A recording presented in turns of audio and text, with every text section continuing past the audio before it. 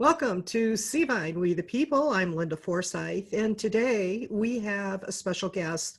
We have Agnes Gibboney, who is running for Congress in California in the 31st District, but that's not the main reason that we're having her on today. She has a story to tell that everyone, quite frankly, nationwide, if not globally, needs to hear. Let me read to you a little bit about who Agnes is. Agnes is an angel mom, and she's also a legal immigrant whose firstborn son and only son, Ronald De Silva, was murdered by a previously deported illegal alien in 2002. And she has been fighting against illegal immigration ever since and securing our borders. Agnes fought and succeeded in having her son's murderer deported upon his release on November 22nd, 2019. Her fight continues now on a much bigger scale. She is running for California 31st Congressional District in the most historical election in the history of this country. And as a naturalized citizen, she fights for America first. Well, welcome, Agnes. There's a couple of things you didn't say on here. First off, you've been invited 2 or 3 times by President Trump and have visited him in the White House. Is that correct? Correct, twice, yes. Well, I do know that President Trump loves you and he's been highly recommending you. And with California, the way it is, you're one of the few conservatives that have been nominated to go through this final part of the election, correct? Correct. So we need you. We need you. And especially since I know you personally, I know your heart and I know your passion. And I have watched you work over the years. And so I know that you are as true blue or true red, true red, true red as it can be. I'm just going to come and ask you a couple of questions because why don't you tell us what country you came from and why you left and what you saw? I was born in Budapest, Hungary, and my parents tried to escape in December of 1956 by walking for miles in the snow to try to escape the invasion of the Soviet Union. And they got caught, and they took everything away from them, but did not detain them. And in January of 1957, they went for the border again, and this time they succeeded. And we remained in a real refugee camp for about 10 months, including my little baby brother, Jadranko, was born in Yugoslavia and died because they wouldn't let my mother go out to seek medical treatment for him. And by the time they allowed her to take him out to go to a hospital, they were admitting him and he died in her arms a little too late. So my family escaped socialism, oppression, the control. What people need to understand, in a socialist communist country, the government controls every aspect of your life. What you watch on TV, what you can read, what programs you can watch, everything is super controlled. They control how much you eat. They control what you eat. You can't, even if you have the money, which most people didn't, you couldn't just go to the store and buy, I don't know how many kilos of meat because the government told you how much you could have, which was 3 ounces, including the bone. And it was against the law to baptize a child. I was baptized by my godparents. My parents weren't there because they could have been arrested. It's a dead giveaway to walk into a church with a baby, an infant in your arms. So my parents weren't even at my baptism. My mother's co-workers gave her their vouchers to buy meat so my mother could fix a luncheon for my baptism. That's how oppressed it is. So people that are enamored with the idea of socialism because you get free things, trust me, you may get something for free, but you lose much bigger things in the process, which is your freedom. And most people that have fled communism wanted freedom. So don't throw it away, what you have in this country, because you're enamored and not looking into what socialism really is, which is the agenda of the left. Please, I beg of you, if you do nothing else in your life, look into what socialism has done to people, has done to countries.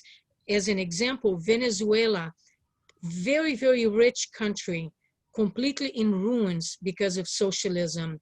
Let's not be a part of taking the United States down and destroying this country from within, like Congress and many Congressmen and women are doing. Well, the problem is, the people that maybe are older had a little bit of an different upbringing in teaching in school. And of course, you were taught and going through the process to become a legal citizen of the U.S. You learned all about our history and everything that went on and what the Constitution was about. Well, unfortunately, the schools for just about a generation and a half have been neglecting to teach very critical, important things.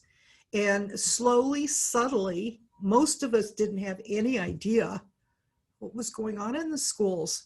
And our children were being programmed, indoctrinated, without understanding how this country came about, which is why they want to steal history.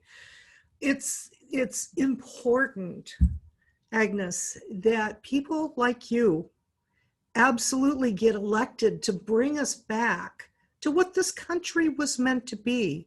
And your story is very important. I know this is probably very difficult for you, but having the title of an angel mom is something that is very painfully won.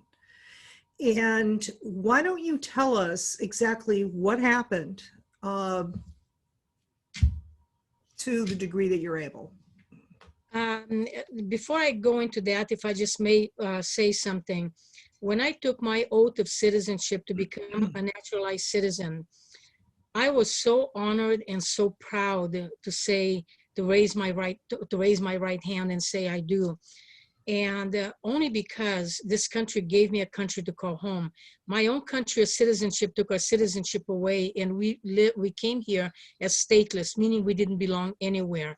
So I took my oath of citizenship so to heart to defend the Constitution of the United States, something that a lot of congressmen and women are not doing. They are not following the Constitution.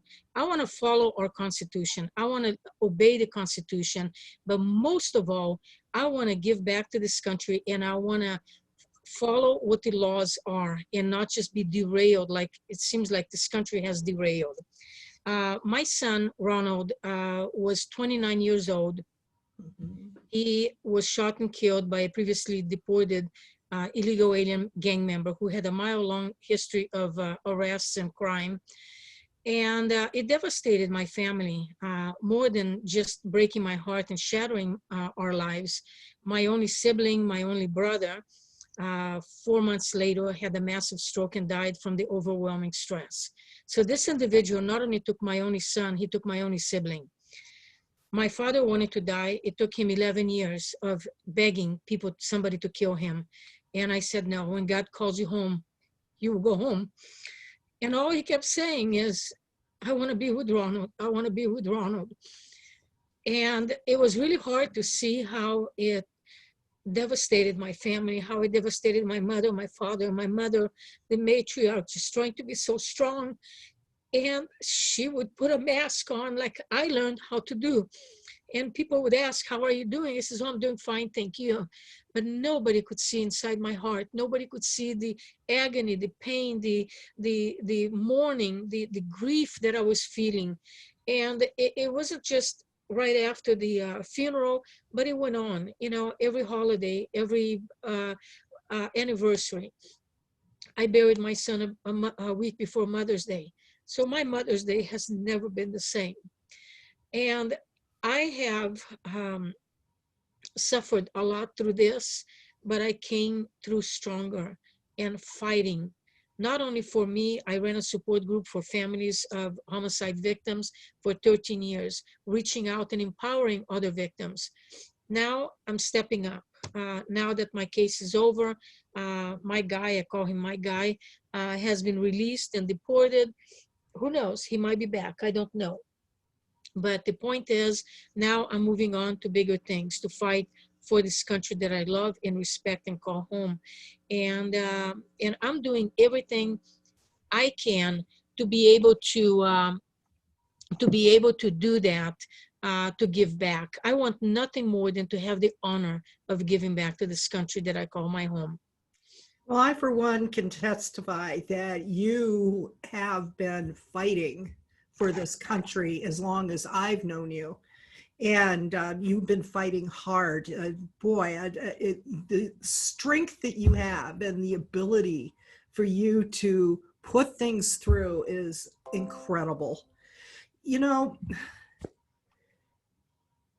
as you were going through this, you mentioned something else, that this illegal immigrant was a 3-time catch and release. Is that correct? Uh, uh, and I don't call him immigrant. I call him by the real federal, how the federal government calls him, illegal alien. He was once deported, and probably about almost 2 years before he murdered my son. And the horrible thing that infuriates me is that he came back probably almost immediately. And he got arrested after he'd been deported for domestic violence, causing injury to a partner, so a girlfriend or wife, or I'm not sure who. And he was in jail for, I think, 3 weeks or 3 months, something like that. And either 3 or 5 year probation. My question is, where was that judge that looked at his paper and didn't see that he had been deported before and say, wait a minute, what are you doing here? I'm turning you over to ICE, to INS at that time, was Immigration Naturalization Service. And they just let him get out. And some people come to me, some of the left or liberals, and say, oh, it could have been Johnny that killed your son. Yeah, it could have, but it wasn't. It was that guy who had been kicked out of our country because he was a criminal, victimizing a lot of people in this country, and had to victimize me in the most ultimate way, which is taking my son from my family. Well, I know that you are going to be doing something about this if we can get you into office. Boy, howdy. And with Trump backing you like that, that's going to make a huge difference. Okay, now let's talk a little bit about something you brought up to me. You showed me some ballots, or not ballots. What did you show me? Okay, I showed you this. Tell us what you are seeing and why it's an issue. This is an issue, and I'm going to say, America, open your eyes. And this is, you hear a lot about voter fraud in the mail. Mail-in ballots is going to be tampered with and what have you. Okay, everybody's sometimes a little skeptical about it, but this particular one, and I'm going to turn this into the registrar's office. To give you a little history, Rob Overstreet is my son-in-law, my daughter's husband, who she's getting a divorce from. He no longer lives at the address, and he's a Democrat. He's not registered to vote, has not voted since they moved back to California in 2013. This ballot, this one, official mail-in ballot material, is addressed, oh, and I gotta tell you, my parents' last name is Staley. That's my maiden name. This is addressed to Robert Overstell. Think about that. Overstreet is his name. Staley is my family's name. So they took the beginning part of his last name and the beginning part of my parents' name and fabricated a ballot. How is that possible? in this country, in this century now. I advocate for voter ID. So stuff like this is not going to happen. And the left is completely against it. People are being played for as fools.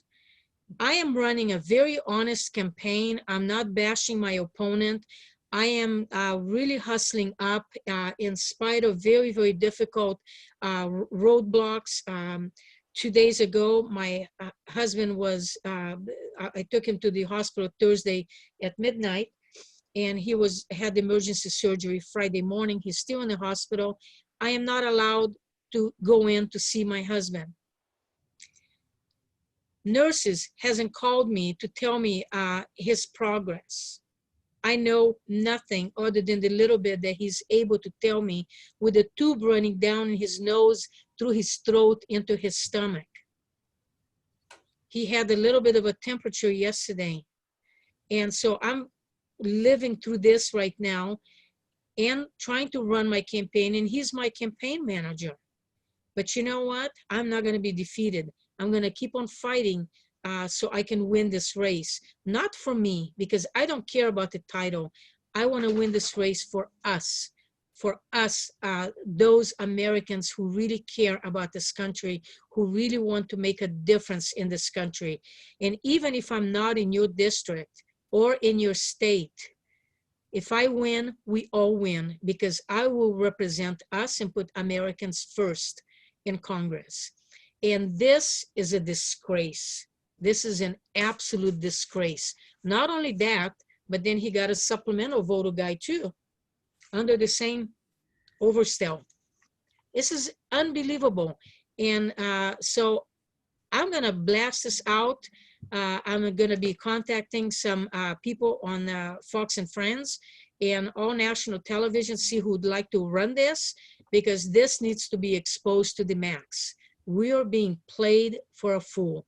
And I want to run an honest campaign. If I lose because I lost. And I'll be okay with that. It's God's will. But I want to have the opportunity to also win if people vote for me, not to have votes stolen from me and fraudulently make up people to vote against me. This is not okay. And to vote against our president. This is a shame. It's strongly suspected here in California that some untoward things have been going on for a very long time. Mm-hmm. And it's going to take a very loud, firm voice, and we, the people, stepping up and saying enough is enough. And it also means going back to the way the Constitution was written and understanding it, learning it, and get out and vote. Get off your behind and vote. This is the most crucial election in the history of the United States. Never it has happened that a sitting president has been vilified from even before he took office. He had 4 years of nothing but pure hell. And the disgusting comments that people made when he contracted COVID. COVID, people, think about it. It's a virus. Put a lot of sparkles, those little sparkly things in your hand, and throw it up in the air and try to clean that up. That's how viruses are. They're all over the place. Anybody can catch it. And God bless President Trump. You know, I cried when I heard that when he left the White House and went into the helicopter to go to Walter Reed, and the way he had his head down, just my heart cried. I just cried.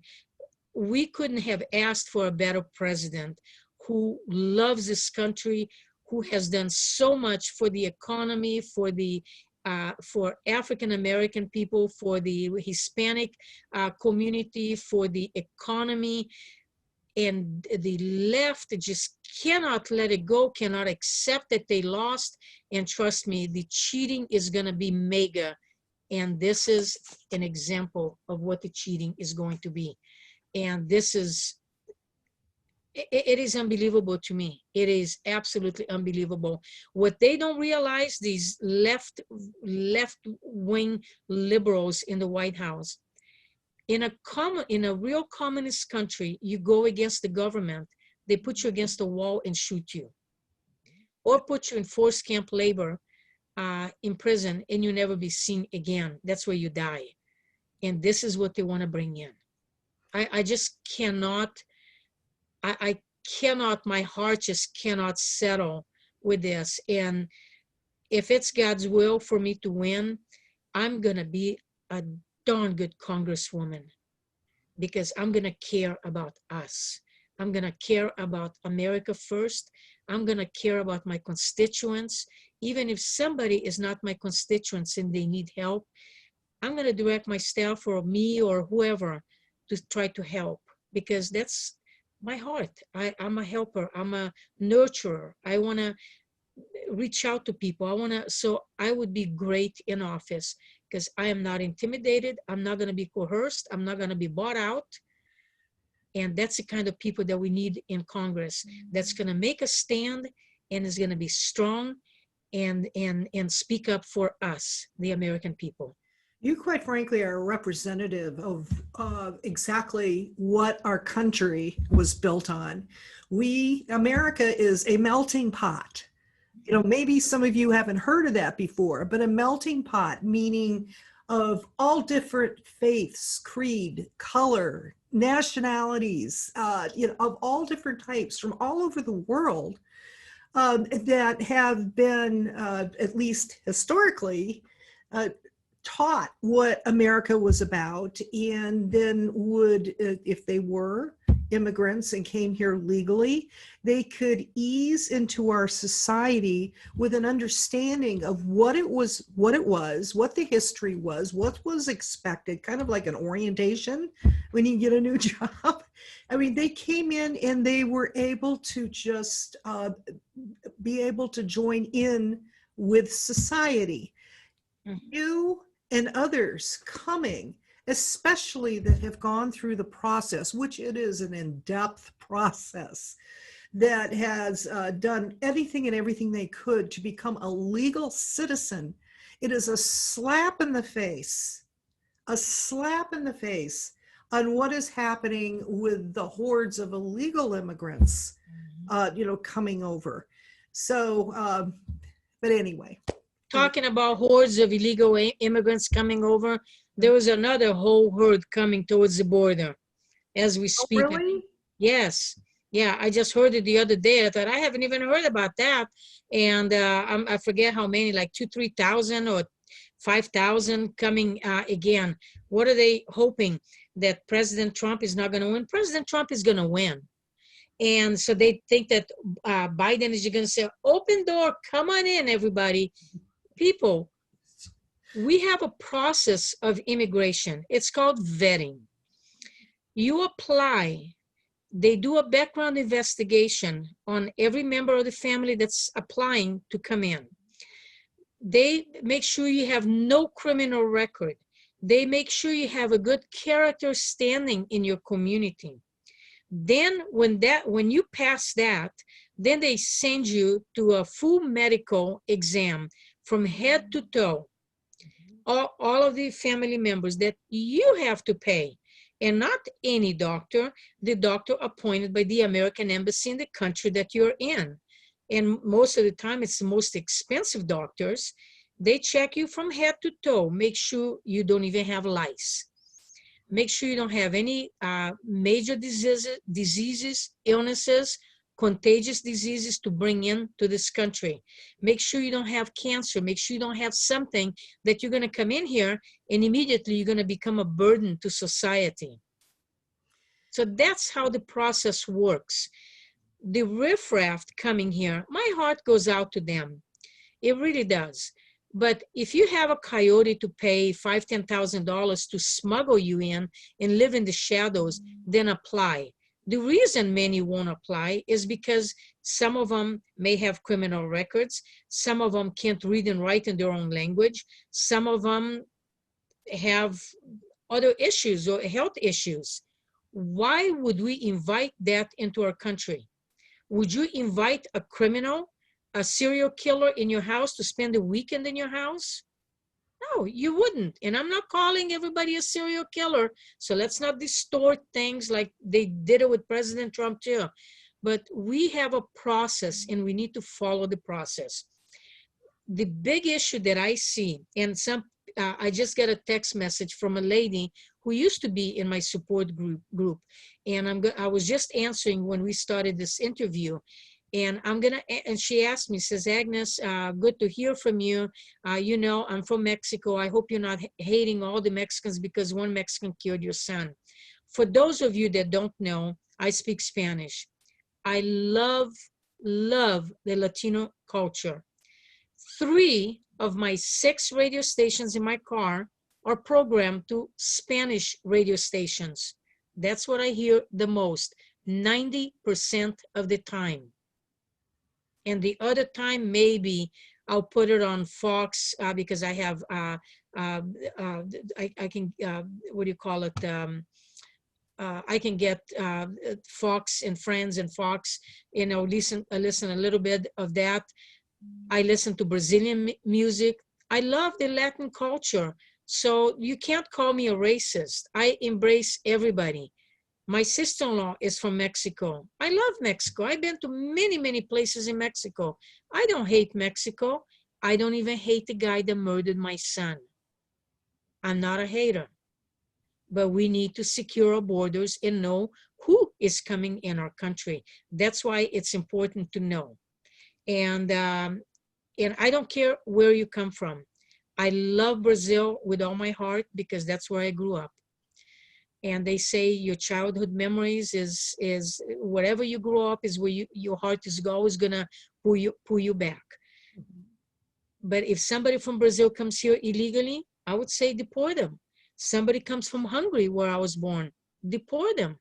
No, you shouldn't just stay here and abuse our system and abuse taxpayers that's costing us millions and millions and millions of dollars a year, billions with a B. And people say, oh, but illegal aliens can't get any public assistance. Oh, yes, they can. Maybe not directly going to welfare and applying, but the minute they have an anchor baby, then they're going to get it through that anchor baby.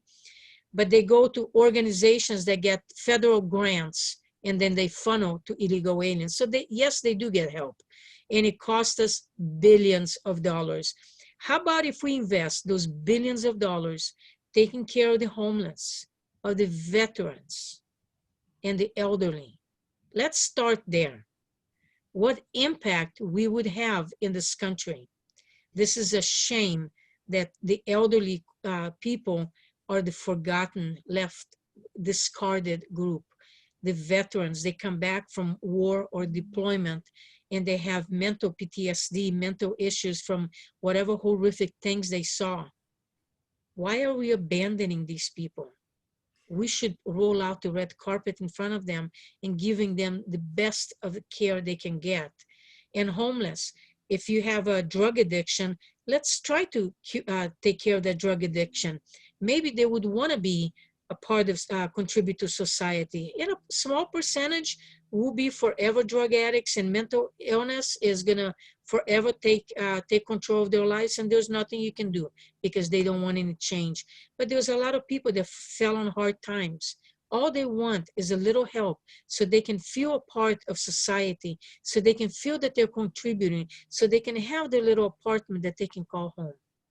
So let's give a hand up to those people, not to people that invade our country and burn our flags and yell in your face, I'm undocumented and unafraid, and there's not a damn thing you can do about it, as I've seen many times by DACA yelling in a police officer's face. That is outrageous. We need to stop this. We need to take control. If your child misbehaves at home, you're going to take charge. Yes. These people are misbehaving here. We need to take charge and take control. It's about the rule of law and basically following through on the rule of law and making certain that everything is in place as it should be. Well, Agnes Gibboney, is running for Congress on the 31st District in California. And if you know of anybody that is in California, and please talk to them. Agnes needs to be elected, and others like her, to be able to help make California great again. Heck, make America great again. How about making California golden again? There you go. Let's make California golden again. And if anybody wants to look me up on Facebook, Agnes Gibboney for Congress, or just simple Agnes Gibboney, that's my personal page. Feel free to visit my page. My website is www.agnesgibboney.com. Please go on my page, contribute if you can, and share my page. Let's fight for this country. I'm putting myself out there for all of you. Let's turn California red. And I want to represent everybody, not just one party or another, because this is what's happening in my district. I'm not being represented. I want everybody to be represented. And I think a lot of these politicians have forgotten that they work for us. That's right. As it stands right now, I mean, when I had my business before, somebody did what they were doing when I hired them and plus paying them, and then they were going out of their way to sabotage, they would be so fired. Yeah. People just don't get that. But anyway, we have come to the end of our interview. Thank you so much, Agnes, for joining us today. I do want to spell your last name. Gibboney. That's Gibboney. Agnes Gibboney. So remember that. 31st District in California. Have a good day, everybody. Thank you. God bless everyone, and God bless this country. And let's pray that we have a very successful election, and that God would direct those that are worthy into office so we can save this country from socialism. God bless you all. Thank you. Bye-bye.